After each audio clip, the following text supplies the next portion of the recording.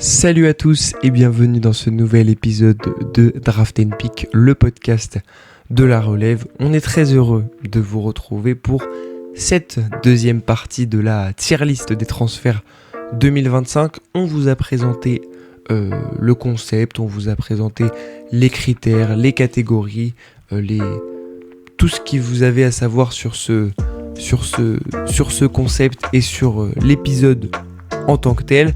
Petit rappel, on classe les transferts, les moves de l'été 2025 en plusieurs catégories. On va rappeler juste après les joueurs qu'on a classés et dans quelle catégorie. Mais tout d'abord, pour cet épisode 2, j'accueille Enzo. Enzo, comment ça va pour cette suite de notre tier list des moves 2025 ? Tout va bien, en pleine forme. Il y a pas mal de mes joueurs chouchous qui sont déjà passés pour la deuxième catégorie. Tout ce qui était Cam Johnson, Alexander Walker, Bane, tout ça, c'est des transferts que j'ai beaucoup appréciés. Il y en a certains qui vont être peut-être un petit peu plus sombres à mes yeux, j'ai l'impression, dans cette deuxième partie. Donc hâte d'être un petit peu plus sévère. Et toi, tout va bien, Oscar ? En pleine forme, moi je suis très tranquille avec ma ligne ma ligne éditoriale sur cette tier list. Je me rends compte que c'est vrai que j'ai peut-être été un peu dur parfois, mais c'est plutôt bien, ça fait un côté juge de paix sur certains transferts, ça permet de tempérer, même si évidemment c'est toujours bien d'avoir de l'enthousiasme à l'aube d'une saison, ça permet de se recréer un petit peu d'intérêt, de choses à voir. Donc juste avant de commencer ce deuxième épisode, je vais tout simplement rappeler comment on a classé nos joueurs et les 7 premiers joueurs qu'on a classés. Évidemment, cet épisode se terminera par les wildcards, les joueurs qui vont être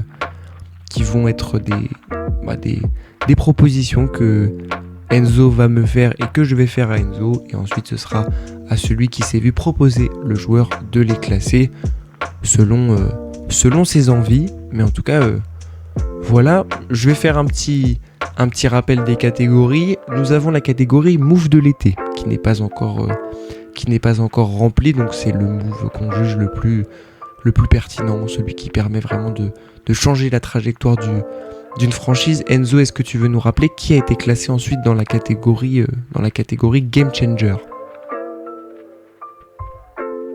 Eh bien, dans Game Changer, on a classé Cam Johnson, qui était un compromis entre ton avis et le mien, puisque toi tu le voyais plus en très bon fit.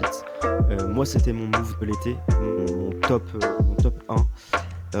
Donc voilà, on l'a placé en compromis en Game Changer. Et il me semble qu'on a aussi placé Monsieur Desmond Bane dans cette catégorie. Exactement. Juste en dessous, la catégorie très bon fit. Donc un joueur qui est complètement en adéquation avec le projet, la timeline, le jeu.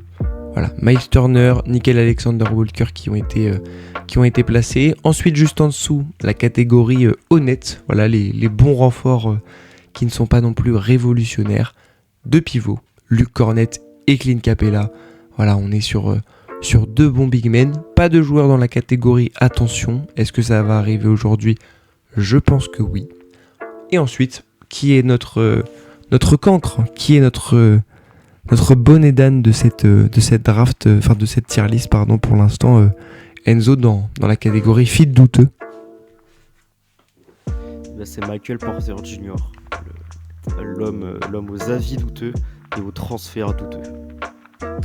Exactement. Donc on va pouvoir reprendre tranquillement cette petite tier list. On va rester du côté des pivots. Là, on a déjà fait pas mal de grands dans cette tier list, puisqu'on va parler de monsieur Kristaps Porzingis qui est arrivé du côté des Atlanta Hawks, qui s'est retrouvé impliqué dans un transfert à 3, avec les Nets et les Celtics autour de Terrence Mann et de George Young, avec des pics qui ont circulé. Enzo, est-ce que tu peux nous rappeler le contrat de Kristaps Porzingis avant que je puisse te donner mon avis sur ce transfert ? Ouais, on est sur, si j'ai bien noté, 30 millions sur un an. Donc il serait libre à la prochaine Free Agency. Voilà pour les détails contractuels. Oscar, je te lance sur le cas Kristaps Porzingis. Bah déjà peut-être que je vais faire une petite note parce que je me suis fait une petite vérification, mais peut-être que à part Dejounte Murray quand il arrive des Spurs, c'est peut-être le meilleur coéquipier que Trae Young a eu en carrière en termes de niveau. Voilà, Vince Carter, l'épave de Vince Carter sur le début de Trae Young aux Hawks évidemment ne compte pas. Mais voilà, je dirais que peut-être que Kristaps Porzingis en termes de niveau pur est peut-être le meilleur coéquipier que Trae Young ait eu en carrière pour l'instant. Bah évidemment ça reste c'est Kristaps Porzingis. Voilà, toujours la menace de loin. C'est un joueur qui je trouve a montré un petit peu une espèce de... J'ai été très dubitatif sur son passage du côté de Boston, mais j'ai aussi trouvé quelque chose d'assez assez impressionnant, c'est-à-dire que c'est un joueur qui apportait tout de suite quand il était sur le terrain. On se souvient évidemment de son unique match des playoffs 2024, qui est donc le Game 1 des finales NBA, où il fait un très très gros match, je pense, un de ses meilleurs matchs en carrière. C'était un joueur, je trouve, qui était qui était beaucoup considéré comme un game changer des Celtics, que ce soit en protection de cercle ou en menace de loin. Et c'est vrai que sur le terrain, c'était quelque chose, je trouve, qui se voyait. De l'expérience supplémentaire, tout comme Nickel Alexander-Walker, mais là à un degré maximal, puisqu'on est quand même sur un joueur qui va jusqu'au titre et qui a beaucoup plus d'expérience en NBA, dans des contextes difficiles, dans des contextes où il n'est pas forcément mis en valeur, et en même temps des contextes où il est très bien entouré et où il arrive parfaitement dans un collectif et où ils s'y font très bien. Du spacing, de la protection de cercle. Attention, parce que ça commence un petit peu aussi à être sur mon gros point noir, et ce qui va faire que ça va, je pense, être mon utilisation de mon joker, je pense, que je vais utiliser. Évidemment, voilà, les blessures, la vitesse latérale qui réduit de plus en plus. Un contrat qui est certes en fin de contrat, mais qui est quand même assez important. Est-ce qu'il va se réveiller pour avoir un contrat un bon contrat la saison prochaine? C'est possible. Moi, je vais le mettre dans attention. Voilà, je vais le mettre dans attention, Kristaps Porzingis, pour la bonne et simple raison que je suis pas un grand fan de cette arrivée, parce que je trouve que les options au pivot, avec notamment Onyeka Okongwu, j'adore Onyeka Okongwu, et je trouve que je commence à en avoir marre que les Hawks lui mettent des bâtons dans les roues avec des pivots qui ont le contrat, mais aussi le statut pour jouer. Et puis pour toutes les raisons de longévité du côté de Kristaps Porzingis, je vais utiliser mon joker placement imposé pour Kristaps Porzingis, pour le placer dans attention, parce que je suis très tranché sur cet avis-là. Qu'est-ce que tu penses de mon utilisation du joker, Enzo ? Du coup, c'est dire que tu l'utilises avant même de savoir là où moi je le mettrais. Oui, parce que je pense que je suis... sans savoir un petit peu, peut-être que ça se trouve tu vas le mettre dans attention, mais au vu de ce que j'ai donné par rapport notamment à Desmond Bane, qui était le deuxième joueur que je voulais mettre en move de l'été, j'ai un petit peu en m'écoutant entre guillemets parler, je me suis remis un petit peu sur ma position. Du coup, le seul joueur que j'avais en joker, je me suis dit que j'allais le mettre dans ma catégorie, dans la catégorie que je voulais. Ok, ça roule. Et pourquoi pas, mais on n'a pas une conclusion si différente finalement en termes de classement, s'il faut recentrer ça autour de la tier list. Je terminerai par ça. Mais non, je te rejoins sur le contexte. Si on parle vraiment du joueur en lui-même et de l'apport qu'il pourrait avoir sur le parquet, un aspect purement basket et purement match, c'est vrai que c'est un fit qui est vraiment, vraiment plaisant. Ce serait la meilleure menace de pick and pop que Trae Young n'a jamais eu dans sa carrière. Et on sait que ça, avec sa qualité de passe et le besoin qu'a Trae Young de retrouver du spacing, parce qu'il a été un petit peu en galère la dernière saison sur son drive. Il a besoin de s'ouvrir des lignes de drive avec plus de facilité. Il a besoin de retrouver de la confiance dans son shoot aussi, après une saison assez catastrophique pour lui, en tout cas pour le cas Trae Young en efficacité.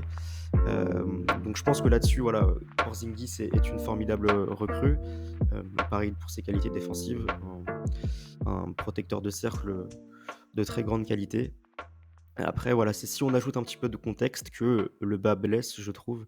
Tu as parlé d'Onyeka Okongwu, pour qui Kristaps Porzingis pourrait barrer un petit peu la route.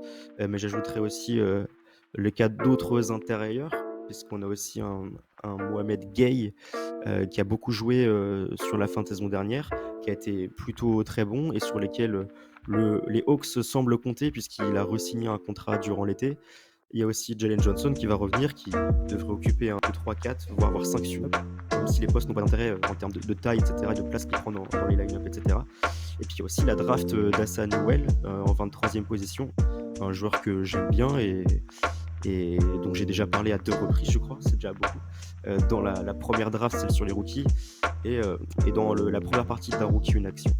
Donc non, c'est un joueur, Hassan Newell, auquel j'ai envie de croire, donc un intérieur drafté en 23e position, avec des promesses de space, intérieur de switch, etc. Donc ça fait quand même beaucoup de personnel à l'intérieur, que vient d'ailleurs freiner Kristaps Porzingis. Donc voilà. Et on ajoute à ça, du coup, comme tu l'as dit, les blessures, etc. Je l'aurais mis du coup en honnête. Je l'aurais pas mis plus haut pour toutes les contraintes que je viens d'évoquer. Donc ok. Et il termine en attention parce que tu utilises ton joker. Ça me semble un petit peu sévère, mais c'est ton choix. Donc voilà, le premier joueur dans l'avant-dernière catégorie de cette tier list, Kristaps Porzingis. Bah ouais, je pense que c'était pas forcément prévu dans mes plans, mais voilà mon revirement d'avis sur Desmond Bane, la nuance que j'ai pu y apporter au dernier épisode me fait j'avais pas envie de laisser mon joker complètement vide, même pour les joueurs très forts qui peuvent arriver plus loin. Donc je me suis permis. On va rester. Alors on a déjà parlé de Houston avec l'arrivée de Clint Capela. On va descendre un petit peu dans les postes, puisqu'on va parler de monsieur Dorian Finney-Smith qui est arrivé du côté de Houston, l'ancien ailier des Lakers, qui a signé un contrat de 12 millions avec les Rockets. Enzo, Dorian Finney-Smith, je sais que tu as beaucoup d'affect avec ce joueur, évidemment c'est ironique, mais qu'est-ce que tu penses de cette arrivée du côté du Texas et des petits protégés d'Ime Udoka? Je viens d'avoir une coupure de son. Je viens de te récupérer là, juste sur ta relance. Donc je veux bien que tu me répètes ce que tu venais de dire juste avant, s'il te plaît. Est-ce que tu as entendu le moment où je dis Ime Udoka, que je dise que Finney-Smith il a signé? Non, parce que je savais même pas que tu parlais de Finney-Smith. Ok, hop, je mets un point de montage, tac. Ok, on est reparti. Du coup, on a déjà parlé un petit peu des Rockets avec l'arrivée de Clint Capela, mais on va descendre un petit peu en taille et en poste, puisqu'on va parler de monsieur Dorian Finney-Smith, qui est arrivé du côté des Rockets pour 12 millions la saison, l'ancien ailier des Lakers, qui arrive donc du côté du Texas, qui revient au Texas puisqu'il était du côté de Dallas il y a quelques années. Enzo, Dorian Finney-Smith, je sais que c'est un joueur avec qui t'as beaucoup d'affect. Évidemment, c'est de l'ironie. Qu'est-ce que tu penses de cette arrivée de l'ailier expérimenté du côté des Rockets? Je pense que c'est une excellente addition pour les Rockets. Après, c'est vrai que quand j'ai vu la liste des joueurs dont on allait parler durant cette tier list, c'était sans doute celui sur lequel j'avais le moins d'inspiration. Donc je pense que je vais être assez rapide dessus. Mais la première chose qui me semble importante de préciser sur son cas, c'est son contrat qui a été mis grâce à la mid-level exception. Donc on sait que voilà, le CBA et tous les détails autour des transferts, c'est un petit peu un charabia pour la plupart des gens. Mais en gros, ce qu'il faut comprendre, c'est que la mid-level exception, c'est une exception, d'où son nom. Donc elle prend une certaine partie de le cap space, mais qui vient s'ajouter au reste. Et elle est permise, elle se débloque. J'ai plus exactement les détails, mais en gros, c'est une marge d'à peu près 12, 13, 14 millions à peu près qui vient se débloquer selon certains critères, etc. Donc visiblement, les Rockets l'avaient débloqué. Et je trouve que dans ce contexte-là, avec la possibilité d'avoir seulement une marge de 12-13 millions d'euros pour signer un joueur, l'ajout de Dorian Finney-Smith est absolument formidable, notamment pour remplacer numériquement et aussi un petit peu dans le rôle un joueur comme Dylan Brooks qui est parti. Je trouve vraiment que le travail qui a été fait du côté de Houston est remarquable sur cet aspect-là. Et après, je vais te laisser la main parce que pour voiler un petit peu les coulisses de la relève basket, on a eu une conversation hier soir pour savoir un petit peu quel joueur on était un petit peu sur le terrain. Voilà. Et Oscar m'a répondu que le joueur qui lui ressemblait, ou du moins le joueur auquel il ressemble le plus sur un terrain de basket, c'est sans doute Dorian Finney-Smith. Donc, sosie de Dorian Finney-Smith, je te laisse parler voilà, de ton équivalent basket. Oh bah, je vais pas tergiverser non plus comme toi, c'est pas non plus une arrivée, c'est pas retentissant, c'est toujours très très bien d'avoir un joueur comme Dorian Finney-Smith dans son équipe, c'est le 3&D, c'est un peu le 3&D originel dont une équipe a besoin. Je trouve aussi qu'il s'intègre pas mal dans l'identité. Voilà, il y a un peu de Tari Eason, un peu dans le jeu de Dorian Finney-Smith, même si évidemment Dorian Finney-Smith est un peu moins fait un petit peu moins chien de garde que peut l'être Tari Eason par moment, de l'expérience, un environnement qui... On est sur un Tari Eason qui sortirait d'une saison à presque 42% sur 5 tentatives par match. C'est encore un petit peu un idéal pour le Tari Eason. Pareil. Ouais, tu as totalement raison. Voilà, moi je me rêve d'imaginer des line-up avec KD en 5, Jabari en 4, Tari en 3, Dorian Finney-Smith en 2 et Amen Thompson à la main certains soirs. Je me prends à rêver de ça, mais ouais, pour moi c'est honnête. Voilà, c'est vraiment l'arrivée. C'est une arrivée hyper utile, il n'y a pas de souci avec ça. Le fit est identitaire, c'est certain. Mais c'est un joueur qui va apporter des choses, mais qui va pas non plus bouleverser la hiérarchie des rotations, ni même la hiérarchie tactique. Donc je te propose un honnête. N'hésite pas à me dire où est-ce que tu veux le mettre par rapport à Capella et Luke Kornet. Non, ça me va très bien. Si on cale en honnête, on est d'accord. Et bah c'est parfait. Dorian Finney-Smith est donc en honnête. On va maintenant passer, on retourne encore du côté des intérieurs. Décidément, beaucoup d'intérieurs dans cette sélection pour parler d'un ancien numéro 1 de draft, monsieur DeAndre Ayton, qui est donc arrivé du côté des Lakers pour 8 millions d'euros la saison, avec une player option, je crois, la saison suivante. Je vais argumenter sur monsieur DeAndre Ayton.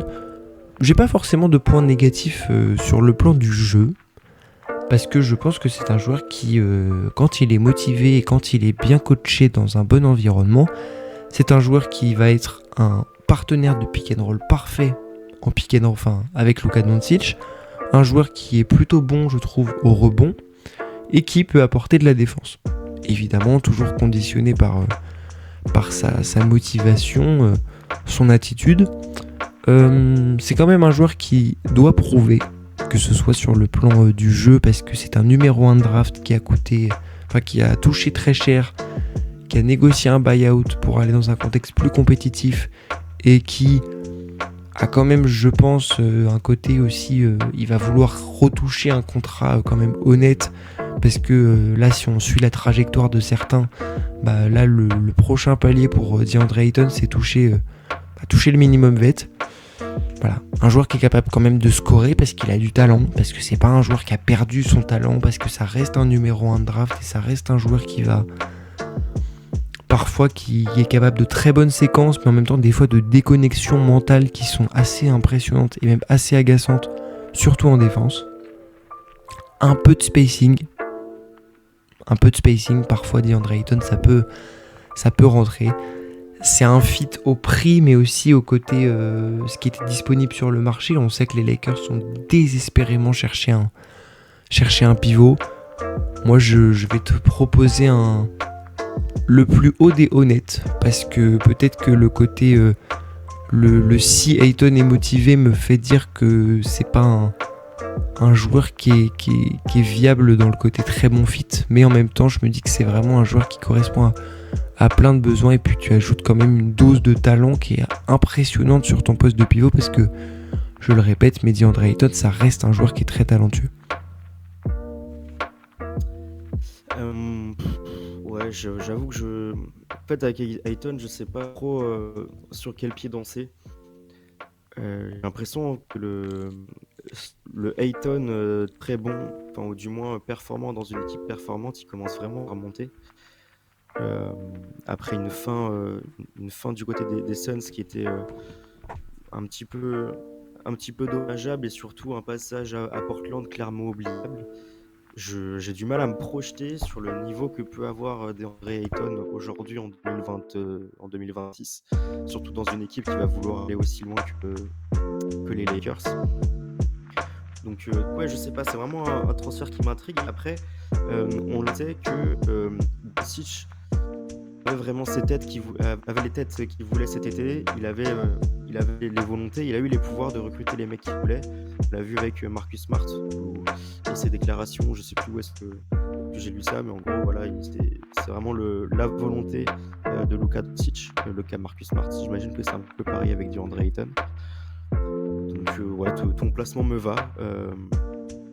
Curieux de voir quel niveau est-ce qu'il va avoir dans une équipe des Lakers qui n'a pas le choix que de devenir performante, et très performante même, lors de l'année prochaine. Donc ouais, mettons-la dans la case honnête. Ouais, c'est clair que là il va vraiment y avoir un impératif pour DeAndre Ayton sur le plan individuel, mais aussi collectif. C'est clair que je vais regarder ça très très fort. On change de conférence. On a fait un petit peu d'ouest, et là on va enchaîner avec deux joueurs de l'est, avec tout d'abord un joueur où je sais que tu m'as dit que ça t'intéressait pas mal, puisqu'on va parler de Norman Powell. Et là je vais te laisser argumenter. Tout d'abord je vais rappeler les tenants et les aboutissants de ce transfert. On est donc sur un trade à 3 qui implique donc le Heat. Norman Powell est arrivé du côté de Miami, et on est donc sur un transfert avec les Clippers qui ont donc récupéré John Collins. Je vous invite à aller voir la vidéo sur la chaîne YouTube de La Relève qui parle de l'été des Clippers et de cet apport de John Collins. Et évidemment le Jazz qui s'est greffé en récupérant Patty Mills, Kevin Love et des pics, puisque ça reste le Utah Jazz. Norman Powell, je ne sais pas combien il touche, je laisserai Enzo nous le dire, mais je sais qu'il est en fin de contrat l'année prochaine, et que c'est un joueur qui va être un free agent à surveiller pour la saison, pour la free agency 2026. Mais en tout cas Enzo, je te laisse le champ libre pour nous donner un petit peu pour nous donner tes impressions sur ce transfert. Ouais, je confirme, je sais pas non plus combien est-ce qu'il touche cette année, mais en fait c'est ça qui est intéressant avec Norman Powell, qu'il arrive dans un contexte du Heat qui vient de perdre Jimmy Butler, qui accepte de ne plus être une équipe contender pour la première fois depuis un paquet de temps désormais, et qui va devoir trouver sa tête d'affiche assez rapidement, surtout quand on sait que Miami, bien que ce soit une franchise assez jeune, a eu déjà un nombre d'équipes différentes qui étaient compétitives assez folles. Voilà, ils ont atteint les finales avec trois têtes d'affiche différentes, 3 rosters qui n'avaient rien à voir. Donc voilà, et puis on sait que c'est un marché qui attire du monde. Donc on se fait pas de soucis en tout cas pour l'avenir à long terme de Miami. Mais maintenant, voilà, on se retrouve avec un Norman Powell qui arrive là et qui, encore une fois, sans parler du terrain, Norman Powell, ça va être une monnaie d'échange pour eux grâce à son contrat finissant, dans la mesure où ils ont le choix de savoir s'ils veulent le rempiler pour un nouveau contrat avec Norman Powell à l'été prochain. On sait qu'ils vont vouloir l'arrivée d'un très gros joueur, que ce soit Giannis, lequel on imagine qu'ils sont. Doncic a signé sa prolongation, donc là ça paraît mort pour Doncic. Mais voilà, Miami est une terre propice à l'arrivée d'un très gros joueur. Et dans ce cas-là, Norman Powell, ça sera leur choix. Est-ce qu'on laisse la place, on utilise le cap space libéré par Norman Powell pour signer un excellent joueur, un joueur avec un très gros contrat, notre future tête d'affiche si on a besoin. À ce compte-là, Norman Powell, il partira. Et sinon, on renouvelle Norman Powell, qui est un joueur qui vient de sortir de sa meilleure saison en carrière. C'est un sniper, un finisseur d'action qui n'a absolument pas un playmaker, ce qui peut devenir un petit peu problématique dans une équipe du Heat qui devrait manquer de playmaking assez cruellement, je pense, étant donné qu'il devrait s'entourer autour de Tyler Herro et de Bam, du moins à relatif court terme. On vient ajouter un joueur qui est à nouveau un finisseur d'action, qui n'est pas un créateur pour les autres. Mais cependant, la possibilité d'avoir le choix sur le Norman Powell, je trouve que c'est un excellent choix. Et que voilà, dans la mesure où on a besoin de le trader pour faire venir quelqu'un d'autre, pour faire venir une tête d'affiche, Norman Powell est facilement tradable, parce que c'est un joueur qui peut très bien vivre off-ball, qui est comme je dis, un finisseur d'action qui va pas prendre beaucoup de ballons, qui a juste besoin qu'on crée les décalages pour lui. Et voilà, qui peut être un shooter au top notamment, etc. Donc moi je trouve que le fit sportif est un petit peu questionnable, mais le fit contractuel vraiment valuable. Donc voilà, je vais te laisser la main sur Norman Powell. Qu'est-ce que t'en penses ? Bah moi je te rejoins sur le fit sportif qui est questionnable. Je note aussi peut-être le côté, on pense ce qu'on veut de la... On pense ce qu'on veut sur le côté hit culture, comment elle est encore représentée, si elle existe vraiment encore, mais si tant est qu'elle existe, je trouve que Norman Powell s'inscrit parfaitement dans cette mentalité-là. On l'a vu la saison dernière avec les Clippers. Il y a quand même le côté complémentarité avec Tyler Herro qui me pose question. Est-ce que Norman Powell va redevenir un 6e homme ? Mais en même temps, avec la saison qu'il vient de faire, c'est très compliqué de l'imaginer ressortir du banc et accepter de ressortir du banc, parce que c'est quand même un joueur qui arrive en fin de contrat et qui va devoir faire une saison pour avoir son contrat. Quand on voit les galères de certains à avoir des contrats là sur ces dernières free agency, on peut se douter qu'il va quand même vouloir faire une grosse saison pour se garantir un petit peu de dollars.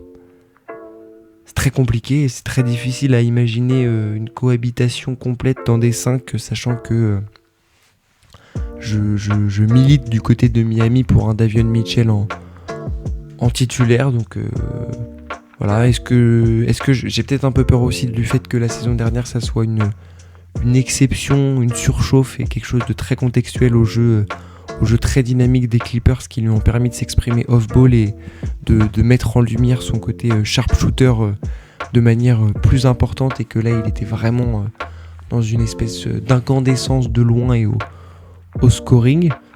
C'est vraiment un joueur où j'ai des placements qui peuvent varier. Et moi je le mettrais dans un honnête et dans un cas où on rajouterait une tiers dans quelque chose de très un intermédiaire entre honnête et très bon fit. Le très bon fit me paraît un peu haut parce que, comme tu le dis, sur le terrain c'est questionnable, mais en même temps je me dis qu'un honnête c'est peut-être un peu sévère, parce que c'est quand même très fort le fait que Miami ait réussi à faire ça pour une contrepartie entre guillemets assez faible. Ouais, Ouais, je pense qu'on s'accorde sur Honnête. Et je pense que il y a pas mal de mecs qui pourraient arriver un peu plus haut après. Et si on veut essayer d'équilibrer un petit peu les tiers, euh, je pense que Honnête, ça peut être pas mal. On a pas mal d'interrogations sur son rôle au quotidien autour de Tyler Hero, etc. Donc, moi, je pencherais pour Honnête. Ça me va parfaitement. Ça me va parfaitement. Et on va rester du Parfait. côté de la conférence. Ouais, de la conférence Est, pardon. J'ai un petit souci avec les conférences sur cet épisode. Duncan Robinson, qui arrive du côté des Pistons. On va enfin pouvoir parler de nos Pistons dans une équipe, enfin dans une émission de draft 10 pick. Duncan Robinson arrive du côté des Pistons. Un sign and trade avec le Heat, entre le Heat et les Pistons, puisque Miami a récupéré Simone Fontecchio et Duncan Robinson a signé une extension de 16 millions de dollars. Je vais prendre les devants sur Duncan Robinson, même si c'est pas un joueur que je connais quand même parfaitement. C'est vrai que j'ai quelques lacunes sur ce qu'est Duncan Robinson. J'en discutais avec Martin, qui est une connaissance à nous dans des discussions sur les Pistons. Il était très optimiste et élogieux sur l'intelligence en tant que joueur en tant que shooter et en tant que joueur qu'est Duncan Robinson. Je vais faire à partir de mes connaissances et de ma vision. Déjà, de 1, je vous invite aussi à aller voir le podcast du Dreamcast Show sur Duncan Robinson, qui est très bon. Et ça m'a aussi pas mal aidé pour cet épisode. Déjà, peut-être sur le plan des besoins, on ne sait pas où en est Malik Beasley, dans ces histoires de parer. On sait qu'il a été relaxé des investigations, mais où est-ce qu'il va signer ? Pour l'instant, ce n'est pas encore quelque chose de complètement sûr. On espère qu'il va re-signer aux Pistons. Mais pour l'instant, à part un Caris LeVert qui peut parfois être bon de loin, même s'il a un côté parfois arroseur qui peut être agaçant, le spacing de Détroit repose essentiellement sur Duncan Robinson, qui est un shooter que je trouve quand même assez sous-coté sur certains aspects.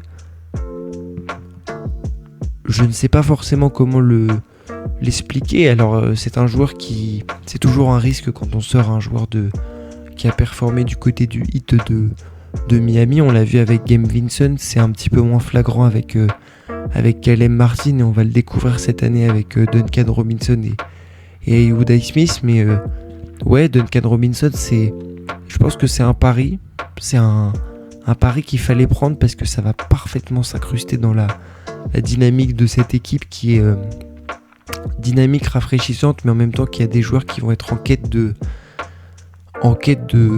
respect. Je pense notamment à Tobias Harris, qui a fait une saison un petit peu qu'il a réhabilité aux yeux du grand public, que ce soit par rapport à son contrat qui est un petit peu moins gros, mais aussi par rapport à son niveau de jeu qui s'est stabilisé et qui est proche des attentes qu'on pouvait en avoir. Duncan Robinson, je pense que ça peut être la même chose, mais je sais pas vraiment où le placer, même si je pense que le côté nécessité de spacing des Pistons me le fait placer dans un côté très bon fit. Ouais, je serais d'accord avec toi, très bon fit, ça me semble correct. Il y a pas mal d'aspects positifs qui ressortent quand on aborde le cas de Duncan Robinson aux Pistons. Tu l'as dit, il y a le spacing, etc. Il y a l'intelligence de jeu, sa capacité aussi à créer un petit peu pour les autres. Et j'ajouterais la complémentarité avec Kate et Jalen Duren aussi, qui me semble vraiment parfaite, où il a besoin d'espace. J'ai fait une longue vidéo, trop longue vidéo même, sur les difficultés qu'avait Cade parfois pour driver. Et une des causes de ces difficultés, c'est le spacing de Détroit qui est loin d'être optimal. Donc là, avec Duncan Robinson, on a une menace enfin qui vient combler les manques laissés par Malik Beasley et par Tim Hardaway Jr. Et aussi le cas de Jalen Duren, qui est un excellent passeur sur le poste de pivot, qui est souvent utilisé par Bickerstaff en tant que offensif, en tête de raquette, etc. Pour des ends notamment, etc. Et on sait que Robinson avait l'habitude de jouer ses actions de ce type avec un joueur comme Bam Adebayo. Donc je pense qu'il va pas avoir de mal à s'intégrer dans le collectif des Pistons.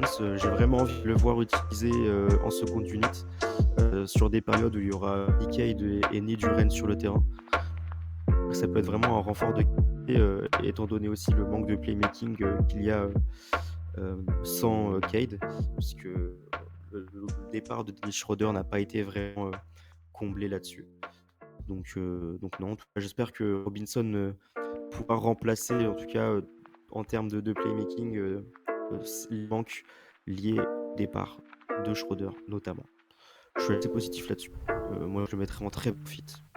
Puisque je suis assez satisfait en tant que fan de Détroit. Je sais pas si ça te convient. Eh bien, on s'accorde sur un très bon fit parce que c'est vrai que c'était quand même un joueur qui était en fin de contrat et que peut-être, comment dire, c'était peut-être un des sleepers un petit peu de cette free agency, un joueur qu'on a quand même tendance à sortir du débat des meilleurs shooters de la ligue alors que je pense qu'il y rentre.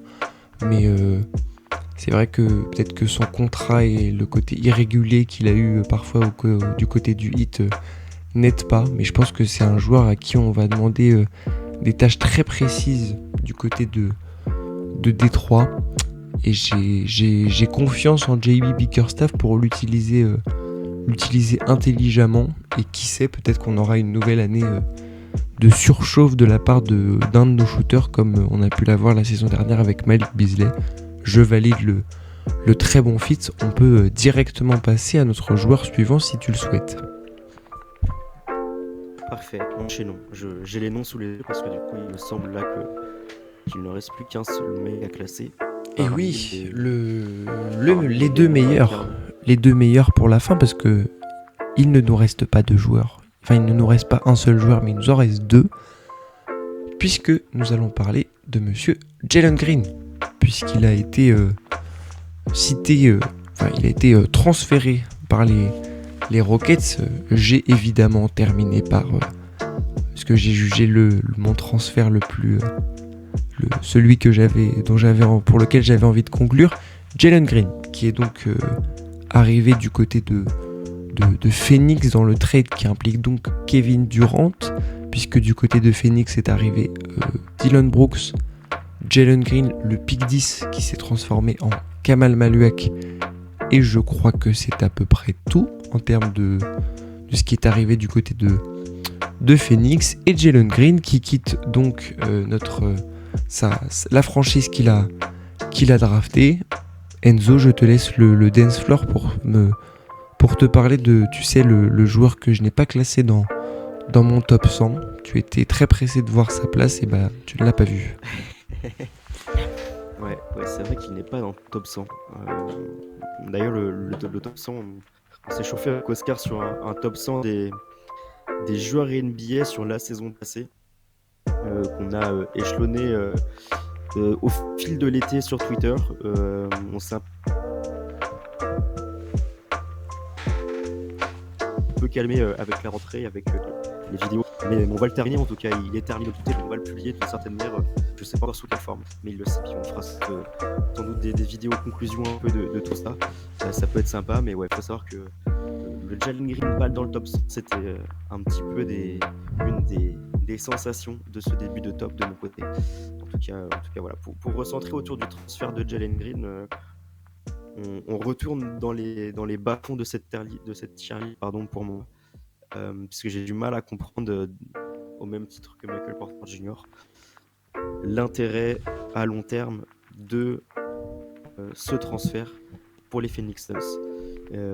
Les Suns ont activé une nouvelle ère, ou en tout cas ils sont sortis du trio Bradley Beal, Kevin Durant et Devin Booker. On imagine que désormais les envies vont être à la reconstruction, ou du moins sans forcément repartir de zéro, garder Devin Booker, tenter en tout cas de le séduire pour avoir un nouveau projet le plus rapidement possible. Est-ce qu'on va le séduire avec l'arrivée de Jalen Green, de Dillon Brooks, etc. On en est au point 0, au début de cette nouvelle étape. Moi, en tout cas, à la place de Devin Booker, j'en serais pas satisfait. On se retrouve avec un Jalen Green qui est un joueur à fort compromis, on le sait. Il a des gros problèmes d'efficacité, qui n'est toujours pas un joueur efficace sur ses drives, sur ses shoots, etc. Qui prend encore trop de tirs, trop de mauvais tirs, on va dire. Et derrière ça, je ne sais pas quel est vraiment l'intérêt. Alors oui, c'est vrai qu'il peut toujours y avoir un espoir avec Jalen Green. On se dit que c'est un deuxième choix de draft. C'est ça, parce que c'était Cade en 1, Mobley en 3, il me semble. Un joueur encore jeune, en qui on peut décider de croire. Je sais pas toi, est-ce que tu as envie de croire en un Jalen Green qui devient efficace, qui devient un joueur vraiment valuable pour son équipe? Bah écoute, moi je vais miser sur le... Alors, évidemment, je suis aussi très pessimiste sur cet ajout. Les Suns se rapprochent potentiellement de l'étiquette d'équipe mid. Je trouve encore plus avec cet ajout et les rumeurs de qui est le premier porteur de balle mais qui est la première option offensive. Moi j'en ai vu de toutes les couleurs. J'ai vu certains qui disaient que Booker serait la première option offensive mais que Jalen Green serait le porteur de balle principal, ce qui est en gros un petit peu illogique, mais du coup ça entretient un petit peu les doutes sur Jalen Green. Non, moi je vais miser un petit peu sur l'expérience de Devin Booker pour essayer d'enseigner quelques petits trucs à monsieur Jalen Green. Je trouve que c'est un joueur qui est pétri de talent, mais qui est peut-être, si on devait faire une tier list des joueurs les plus frustrants de la ligue, je pense qu'il, pour moi, dans ma vision de la frustration sur un parquet, je pense qu'il serait très très haut Jalen Green. De toute façon, c'est un joueur frustrant depuis le début de sa carrière, mais ouais, c'est clair que l'asset était un petit peu valuable au vu du potentiel, donc c'est intéressant que Phoenix ait pu le récupérer, parce que même si Jabari Smith Jr. est un joueur avec du potentiel, on va dire que la marge de progression était quand même plus grande du côté de Jabari, mais en termes de... Si les Suns veulent être encore un petit peu compétitifs, je pense qu'un Jabari Smith Jr. aurait peut-être pris un petit peu plus de temps pour commencer à monter en température, là où si Jalen Green fait du Jalen Green, il y aura 17-18 points de moyenne par match, et certes les pourcentages seront désastreux, mais il y aura de la production, et je pense que pour entourer Devin Booker, c'est ce que les Suns ont voulu se garantir avec un joueur comme ça. Moi je suis très dubitatif sur la suite de carrière de Jalen Green. J'écoutais la Switch Basketball Association l'autre jour en parlant de certains joueurs. Je pense que c'est tout à fait un joueur Jalen Green qui, à l'avenir, malgré le potentiel qu'il aura pu avoir, ne sera plus du tout un titulaire en NBA, mais un sixième homme dynamiteur comme les Lou Williams ou comme les Jamal Crawford. Ou voilà, est-ce que Jalen Green est capable de se relancer / lancer enfin sa carrière NBA? Moi je dirais un petit attention, parce que si c'est ce que veut donner Matisse Bia et le front office des Suns, si c'est cette direction là autour d'un axe Green Booker avec Maluak et des petits role players autour, si c'est ça la direction du projet, moi je dis attention, parce que déjà qu'on n'était pas très très haut avec un Big 3, si en plus on se retrouve avec une confiance donnée en des joueurs complètement pas complémentaires ou tout simplement pas du tout adaptés à un environnement de reconstruction lente, moi je vais dire attention pour monsieur Jalen Green. Et je pense que les Rockets ont plutôt bien fait de transférer ce joueur d'ailleurs. Ouais, je suis d'accord avec toi, je te rejoins sur la conclusion. Attention, ça semble être un bon endroit où le mettre. Et ouais, je serais vraiment négatif sur le cas de Jalen Green, où tu parlais de le voir pourquoi pas en sortie de banc, en dynamique comme tu dis, mais pour l'instant il en est pas capable, dans la mesure où il est encore trop irrégulier, et il a aucune valeur sûre de rentrer des shoots et de se le créer de manière efficace pour lui-même, parce que pour les autres on imagine que ça devrait pas être sa mission principale. Il y aura d'autres joueurs et encore qui auront cette mission là dans l'effectif de Suns. Donc non, j'aimerais beaucoup, comme tu dis, qui passe enfin ce cap, va devenir un joueur vraiment valuable pour ton effectif, capable de prendre des bons shoots pour le moment, enfin efficace sur drive, capable d'utiliser ses atouts qui sont vraiment exceptionnels de la bonne manière. Et il est entouré d'un joueur qui peut ressembler un petit peu à un idéal pour lui, en tout cas un joueur sur lequel il doit chercher à se calquer. On sait que c'est pas simple, en tout cas, c'est beaucoup plus facile à dire qu'à faire. Mais voilà, s'il décide de s'inspirer de Devin Booker, il est en tout cas entouré et dans la bonne direction. Si en tout cas, si tant est, il décide de cette opportunité-là, afin de s'inspirer de Devin Booker. Donc, voilà. Attention, ça me semble correct. Ouais, attention que je vais donc conserver et valider. Maintenant, on va passer de l'autre côté, l'autre partie de ce transfert avec l'arrivée de Kevin Durant du côté des Rockets. Le gros transfert pour la fin, peut-être le plus gros transfert de l'été. Qu'est-ce que tu penses de cette grosse arrivée, mon cher Enzo?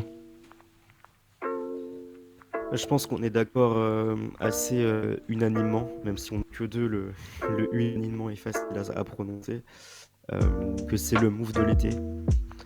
Au-delà du fait que ce soit le plus gros nom qui ait voyagé durant cette free agency, on est sur un fit qui nous semble absolument évident puisqu'il vient combler le manque principal qu'avait Houston. C'était déjà une défense élite avec des intentions de jeu qui étaient partagées par les joueurs sur le terrain, par le coaching staff, etc. Il leur manquait un profil plus valuable que Jalen Green, capable d'être beaucoup plus efficace dans la création de tirs pour soi-même, dans la façon d'exploiter les décalages qui peuvent être créés. Et avec Kevin Durant, on a un des meilleurs dans ce registre-là. Un joueur capable de scorer sur n'importe qui d'isolation, formidable shooter. Enfin, voilà, on va pas présenter Kevin Durant ni faire l'étalage de ses qualités. Ça va faire bientôt 20 ans qu'on les connaît dans la ligue. Et même s'il a un âge qui commence à avancer, je l'ai pas sous les yeux, mais il doit avoir quoi, 36, 37 peut-être, Kevin Durant. Je sais pas si toi t'as son âge, mais non, ça me semble être encore un joueur vraiment valuable. Au-delà de son âge, du coup, je pense qu'on peut mettre ça de côté pour encore 2-3 ans. On a encore un joueur qui peut assumer le fait d'être une option avec un très très gros volume dans une équipe qui veut aller loin. Et c'est absolument formidable. Le fit est presque idéal, presque parfait. Je sais pas ce que t'en penses, Oscar, si t'es aussi dithyrambique que moi. Ouais, tout à fait. Je pense que c'est bien qu'on ait Ça fait longtemps que KD n'est pas arrivé dans une équipe qui tourne déjà sans lui. Alors les Warriors, c'est un contexte... Enfin, c'est peut-être la première fois que je trouve que KD arrive dans un environnement qui est fonctionnel et dont il ne vient pas tout simplement s'ajouter à un amoncellement de talents. Là, KD répond à un besoin précis.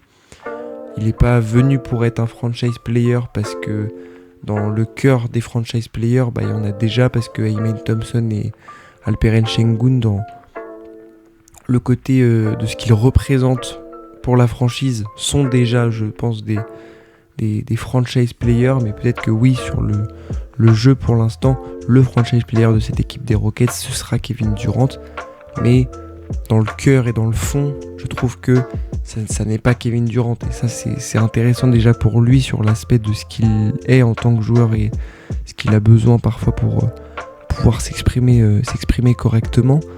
Je trouve ça hyper intéressant, le fait qu'il réponde aussi à ce besoin de scoring, ce besoin de certitude, mais aussi le côté, on parle de l'équipe, mais aussi on parle de l'équipe dans son ensemble. Moi, Jabari Smith qui s'entraîne avec Kevin Durant, je demande à voir dans quelques années les effets que ça peut avoir, mais moi, si Jabari Smith prend 10%, 20% de conseils de Kevin Durant, je pense que Jabari Smith peut devenir un joueur très très solide dans la NBA, dans le futur. Ouais, pour moi c'est le move de l'été. En plus, on en parlait par rapport à Jalen Green qui était peut-être, dont on discutait le fit, la contrepartie pour Kevin Durant, un pick 10 de draft qui certes peut être intéressant, un Dillon Brooks qui identitairement était important mais qui avait déjà un peu cédé sa place sur le plan défensif à d'autres joueurs. Le move de l'été il est là je pense sur plein d'aspects et je te rejoins totalement et un Kevin Durant qui a donc comme je te disais 36 ans qui arrive du côté de Houston et ça sera un des gros trucs à regarder de la saison prochaine. Parfait, du coup on est d'accord pour le placer donc, tout en haut de notre tier list. Pas besoin d'utiliser le Joker pour ça. Je pensais à le garder au cas où si tu le veux le plus bas après que Cam Johnson soit passé sous le nez, en tout cas que j'ai choisi de ne pas l'utiliser. Donc je pense que c'est parfait. Du coup je crois que j'ai passé mon tour sur ce Joker puisqu'il me reste plus qu'un joueur à classer et dans tous les cas tu ne dois pas le classer vu que c'est la wildcard. Donc non, on a été assez d'accord en général. C'est plutôt sympa. Et bien une plutôt belle tier list tout de même, puisque je vais faire un petit rappel des joueurs qu'on a déjà placés. On vient donc d'élire le move de l'été avec Kevin Durant. On a ensuite, mais dans un second temps, on a une espèce de podium des meilleurs transferts meilleurs moves de cet été. Kevin Durant tout en haut, Desmond Bane, Cam Johnson. Ensuite, un petit cran en dessous, en très bon fit, messieurs, entre guillemets, Miles Turner, Nickeil Alexander-Walker et Duncan Robinson. On a ensuite un espèce de 5 majeur, un 5 de joueurs très intéressant du côté de la catégorie honnête, puisque nous avons Norman Powell, DeAndre Ayton et Luke Cornett, mais aussi Dorian Finney-Smith et Clint Capella. Juste en dessous, là, on est sur une catégorie qui est un peu moins jolie. Là, on n'aime pas trop. Et ensuite, Jalen Green, dans attention, Kristaps Porzingis, dans attention, et enfin le cancre, Monsieur Michael Porter Jr. On termine donc cet épisode, du moins on le finit en beauté avec les wildcards. On vous en a parlé dans le premier épisode. Enzo va me proposer un joueur et je vais proposer un joueur à Enzo, et selon l'argumentaire de chacun, celui à qui aura été proposé ce joueur va donc le classer dans la tier list que vous avez sous vos yeux. Enzo, est-ce que tu veux commencer ou est-ce que tu veux que je commence par te donner ma wildcard ? Eh bien, honneur au perdant des 3 premières drafts. Donc je vais te laisser commencer si ça te va. Mais pas de souci, ça sera avec plaisir. J'aime bien commencer parce que vu que les jeux ne sont pas ta grande spécialité dans nos drafts, je prends les devants. Et donc ma wildcard de cet épisode de Draft & Pick, c'est donc Lonzo Ball et son arrivée du côté des Cleveland Cavaliers en échange de Isaac Okoro. Alors pour donner un petit peu de contexte de pourquoi c'est ma wildcard et pourquoi c'est peut-être le transfert qui va le plus m'intriguer pour la saison prochaine advenue cet été, déjà premièrement parce que ça reste Lonzo Ball et que pour moi c'est un excellent basketteur. Franchement c'est un joueur que j'ai toujours apprécié en tant qu'humain, mais aussi en tant que basketteur.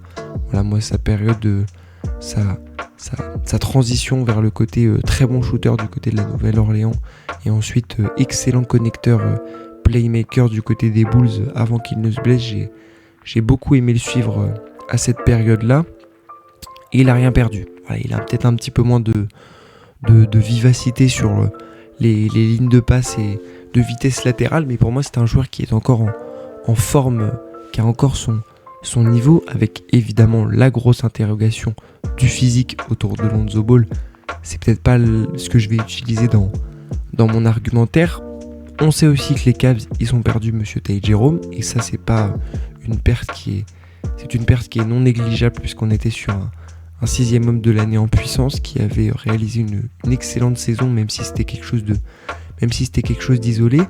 Avec Lonzo Ball, on a de l'expérience en termes de match NBA, peut-être pas en termes de playoff parce que Lonzo Ball a très très peu d'expérience en post-season, mais on est aussi sur un profil pour moi qui est beaucoup plus complémentaire de ce qu'ils ont en réserve. Voilà, moi je m'imagine des line-up qui peuvent être hyper intéressantes où on glisserait un Donovan Mitchell au poste 3 pour permettre d'avoir un backcourt très complémentaire, Darius Garland, Lonzo Ball, et permettre à Evan Mobley de s'exprimer au poste 5 qui est pour moi le poste pour lequel il est voué à l'avenir.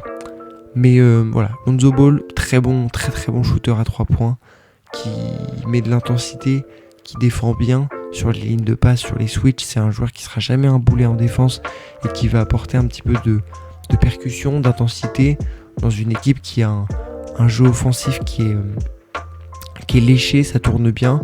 Je pense que Kenny Atkinson pourra se vanter, je pense, en fin de saison d'avoir donné à Lonzo Ball un vrai rôle dans son attaque, dans sa circulation de balle, dans le fait de mener la seconde unité des Cavs qui va avoir besoin de lui parce qu'avec la blessure de Max Strus notamment, ça peut manquer. Si DeAndre Hunter sort du banc, l'axe DeAndre Hunter Lonzo Ball peut être hyper intéressant pour mener la seconde unité. Voilà, moi j'avais envie de parler de Lonzo Ball qui reste pour moi intrinsèquement un excellent basketteur et dont le pari fait avec le transfert d'Isaac Okoro qui n'apportait plus satisfaction, je pense, du côté de Cleveland, est un pari qui se tente, et c'est surtout quelque chose qui va m'intéresser en termes d'intégration dans les systèmes de Kenny Atkinson du côté de Cleveland. Ok, ça marche. Donc là, c'est à moi de le classer. Exactement. J'ai peut-être un petit biais là-dessus, je pense, c'est que j'avais une affection un petit peu assez particulière pour Isaac Okoro. Je trouvais qu'il y avait du mieux quand même, assez récemment. Et même si je comprends totalement le fait que Cleveland ait décidé d'arrêter le projet Okoro, j'aurais aimé le voir à long terme dans cette équipe-là et atteindre, pourquoi pas, le niveau qu'on aurait aimé, donc c'est-à-dire vraiment un Schwindy capable de jouer et d'être valuable dans une équipe contender, capable d'encaisser les 20, les 25 minutes, pourquoi pas. J'aurais aimé qu'il y arrive, en tout cas qu'il y arrive plus tôt et que ce soit à Cleveland en plus de ça. Mais je comprends totalement le fait que Cleveland s'en sépare. Pour ce qui est de Lonzo Ball, ça me semble être un transfert assez... Je connais pas encore les détails exactement du départ de Ty Jerome. Est-ce qu'il y a une autre raison que contractuelle là-dedans? Est-ce qu'ils ont vraiment essayé de le re-signer ou pas? Mais j'aurais aimé aussi lui le voir continuer dans le cadre de Cleveland. Ce qui me mettrait sans doute dans une position un petit peu plus pessimiste que toi, j'imagine, dans la venue de Lonzo Ball. Là où on retrouve quand même un joueur, je ne sais pas dans quel niveau il va évoluer après des années de galère de blessures, après un retour au boost dans une équipe avec un style de jeu très rapide, assez spécial, et arriver comme ça dans une équipe de Cleveland qui n'a que le titre à viser, qui a déjà un jeu offensif très bien réglé, qui marchait avec une certaine importance des joueurs du banc, que ce soit DeAndre Hunter, Ty Jerome, etc. Donc je peux monter jusqu'à honnête, on va dire. Après, ça me semble un petit peu trop optimiste, et je ne le serais pas à ce point-là dans le cas de Lonzo Ball. Quel serait ton avis, toi, si tu avais pu le classer? Moi, je l'aurais classé dans un honnête aussi, mais j'avais envie de le placer là. Parce que le rapport qualité-prix, je pense, sera toujours assez honnête, et puis j'ai pas vraiment de contre-indication à ça, parce qu'il peut y avoir un peu de développement interne du côté de Cleveland avec Craig Porter Jr., qui est un joueur pas inintéressant, même si très gourmand en perte de balles. Moi je suis d'accord avec toi, de toute façon je n'ai pas trop le choix de me plier à ton placement, donc je le mets dans honnête, et c'était là que je l'aurais placé de toute façon, mais c'était pour le placer. Je te laisse le champ libre pour conclure cet épisode avec ta wildcard. Ouais, et bah c'est un joueur que j'avais voulu de base placer dans la tier list de base, celle qu'on peut classer tous les deux. Mais tu m'as dit que t'avais pas grand chose à en dire. Donc je me suis dit, ok, il faut qu'on crée un moyen de parler de ce joueur-là. Et du coup, il me semble que c'est comme ça que nous est venue l'idée d'avoir une wildcard chacun. Puisqu'on va aborder le cas d'un de mes joueurs favoris, en tout cas celui pour lequel je possède le plus d'affection, c'est Damian Lillard. Et tout le contexte assez original qui l'entoure désormais. Un joueur calibre top 10 NBA peut-être sur les quelques dernières années, qui commence à vieillir et qui s'est fait croiser durant les playoffs, et qui derrière a quitté Milwaukee grâce à un buyout pour retourner dans sa franchise de toujours, les Portland Trail Blazers, avec un contrat de 41 millions sur 3 ans, dont la dernière année est une option joueur.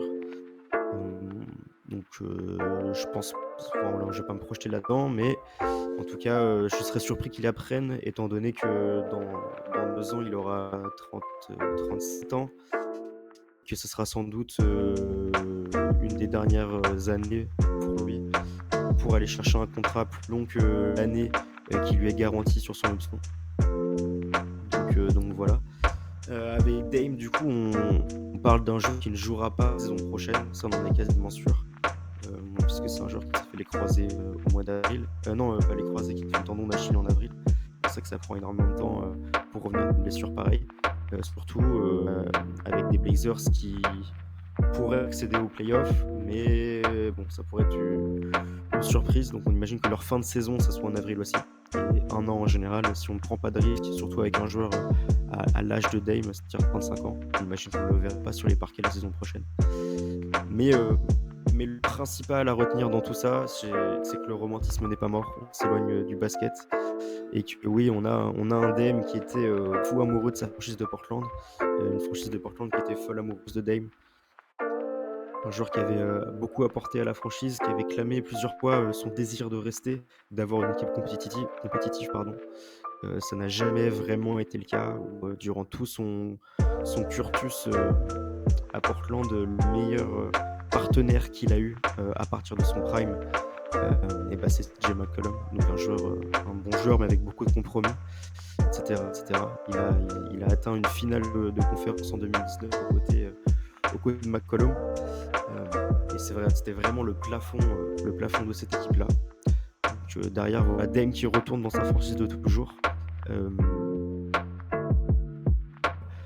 peut y avoir des questions qui se posent, notamment autour de son retour de blessure. Est-ce qu'il va revenir à un niveau correct? Il aura donc 36 ans quand il reviendra. Pour moi, c'est pas vraiment la question. Je vais pas me pencher sur est-ce qu'il va revenir à un bon niveau ou pas. Juste simplement la possibilité qu'il revienne à un niveau vraiment correct, sans parler du niveau avant sa blessure. Mais à ce qui arrive un Lillard qui est capable d'encaisser un volume à volume assez gros, et en restant un joueur d'une efficacité folle, le pari, rien que sur une saison, il serait déjà absolument réussi. Si on parle uniquement du terrain, puisqu'on sait que grâce à la médecine, etc., les années avancent et les joueurs deviennent de plus en plus performants avec un âge avancé. On compte plus des exemples récemment. Voilà, LeBron James, 41 ans, Steph Curry, 37, etc., que ce soit dans tous les sports, tous les domaines. Donc je pense qu'on est en droit d'imaginer un Dame qui revient à un excellent niveau. Et dans ces cas-là, on a une opportunité qui a été totalement réussie pour Portland. Puisque voilà, avec Lillard, on a un shoot qui ne tirera pas. ça restera un shooter d'une excellente qualité. Un shooter qui est capable d'enchaîner les très gros volumes de très loin, qui n'a pas de distance, etc. etc.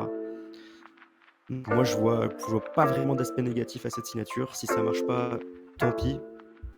Mais je le vois pas devenir un joueur négatif à ce point-là. Je le verrai quand même un joueur capable d'encaisser ces 20-25 minutes dans une équipe de Portland qui ne devrait pas être devenue autre chose qu'une équipe qui joue la 8e place d'ici son retour de blessure. Donc voilà. Et puis en plus à ça, on vient ajouter le côté fanbase, le côté tout le monde est ravi de ce mariage et de ce divorce annulé en quelque sorte, le retour de Dame à Portland. Donc voilà, on ajoute un petit peu de romantisme à cette tier list. Qu'est-ce que t'en penses, toi ? Eh bien écoute, romantisme partagé. C'est vrai que c'était un de mes transferts coup de cœur de cet été. Je pense que je vais te faire plaisir en le classant parce que je vais me faire un petit plaisir. Est-ce que je me permets de déroger à la règle en te le mettant peut-être dans le move de l'été. On a le move de l'été sportif et le move de l'été du cœur. Donc voici où je place Damian Lillard, le move de l'été du cœur et le move de l'été sportif pour Kevin Durant, ouais, et pour tous les aspects de mentorat aussi qui peuvent être aussi très intéressants. On a vu Chauncey Billups dire qu'il allait le mettre au travail avant même qu'il ait foulé les parquets et j'ai hâte de voir ça parce que je pense que c'est un joueur qui peut avoir une carrière d'entraîneur et quelque chose parce que c'est un joueur qui a toujours fait progresser les jeunes autour de lui. Gary Trent, Anferni, des joueurs comme ça. Même si Jay McCollum à moindre mesure, même si lui le talent était déjà très présent. Moi je suis très très fan de cette signature et ça conclut parfaitement cette draft, je pense. Merci Enzo pour cette belle présentation de Damian Lillard et son retour romantique aux Blazers. Comment tu juges mon classement ? Je n'avais pas imaginé pouvoir le placer aussi haut, mais maintenant que tu le dis, en fait, étant donné qu'on se place uniquement du point de vue de la franchise de Portland, c'est vrai que ça me semble logique, puisque c'est un joueur qui, intrinsèquement, un des meilleurs joueurs que Portland n'a jamais signé libre, en tout cas à la free agency, sur le marché des agents libres de l'histoire de Portland. Donc oui, ça me semble correct. Et voilà, comme je l'ai dit, s'il y a un monde où sportivement, de manière de revient à un excellent niveau, toutes les étoiles sont alignées pour qu'on ait une histoire d'amour qui reprenne et que Portland puisse bénéficier de l'aspect sportif de très très haut niveau d'un joueur du calibre de Damian Lillard pendant 1 an, voire 3, qui sait. On a le droit d'être optimiste à ce sujet. Et puis, comme je disais, si jamais des fois ça clique pas sportivement, ça sera toujours un apport vétéran qui sera toujours non négligeable. Et je pense que ça conclut parfaitement cette tier list des moves de l'été 2025. Pour ceux qui sont sur YouTube, vous l'avez sous les yeux. Pour ceux qui sont sur Spotify, je vous fais un petit rappel. Nous avons donc classé en tant que move de l'été sportif Kevin Durant, move de l'été du cœur, la wildcard d'Enzo, Damian Lillard, du côté des game changers juste en dessous, Desmond Bane et Cam Johnson, dans la catégorie des très bons feats, Miles Turner, Nickeil Alexander-Walker et Duncan Robinson. Ensuite, dans la catégorie honnête, ma wildcard, Lonzo Ball qui se trouve juste ici, Norman Powell, DeAndre Ayton, Luke Cornett, Dorian Finney-Smith, Clint Capella et ensuite le triangle des Bermudas, les mauvais élèves du fond de la classe, dans la catégorie attention Jalen Green, mais aussi Kristaps Porzingis et enfin le cancre, le bonnet d'âne de cette tier list, Michael Porter Jr. Est-ce qu'on fera un petit update dans l'année ? C'est possible, ça peut se discuter, mais en tout cas très très content d'avoir fait cette tier list qui, Enzo me dira, mais semble quand même très cohérente au vu de nos avis. On était plutôt en adéquation avec ce que les uns et les autres disaient. Bah ouais, je le répète, mais la preuve c'est que j'ai pas utilisé mon joker, qui était de pouvoir placer le joueur de mon choix où je le souhaitais, sans prendre en compte ton avis. Donc c'est que ouais, dans l'ensemble, j'ai plutôt été d'accord avec toi. Euh, voilà, on va réfléchir pour la prochaine fois à une tier list, on aura plus de désaccords. Et il me semble on a parlé d'un thème cet après pouvait être un petit peu le paroxysme de nos désaccords. Donc voilà, je pense que la prochaine fois qu'on viendra avec une tier list, il y aura un petit peu plus de discussion, un peu plus de débat et peut-être même un peu plus d'avis tranchés, voire même désastreux. Ouais, c'est clair. Restez branchés, ça arrive très très fort. Je vais donc conclure cet épisode. Merci beaucoup à ceux qui l'auront écouté. N'hésitez pas à vous abonner, à aller voir les vidéos qui peuvent être présentes du côté de la chaîne YouTube de la relève, notamment la dernière d'Enzo sur le un rookie, une action. Je vous invite à aller regarder ça, notamment si vous voulez quelques confirmations sur pourquoi Michael Porter Jr. est un fit douteux pour les Nets au vu du profil d'un des rookies draftés par les Nets. Je vais donc vous dire à bientôt pour de nouveaux épisodes. Je pense que la prochaine fois on repartira sur le classique draft and pick, une bonne petite draft à plusieurs ou pas. En tout cas, Enzo, est-ce que tu as un mot de la fin? Est-ce que tu as quelque chose à rajouter? Non, ça me semble bon. Moi, je suis prêt derrière à aller dormir. Je me sens un petit peu fatigué après avoir imaginé encore une fois toutes les possibilités positives de Michael Porter Jr. sous maillot des Nets et n'avoir trouvé aucune solution. Ça m'a vraiment embrumé l'esprit toute la journée. Maintenant, il est temps d'aller se reposer et d'imaginer quelque chose de plus positif, comme les premiers pas de Damian Lillard sous le maillot des Blazers, en tout cas d'ici l'année 2026. Voilà, faites votre choix en cette fin d'émission.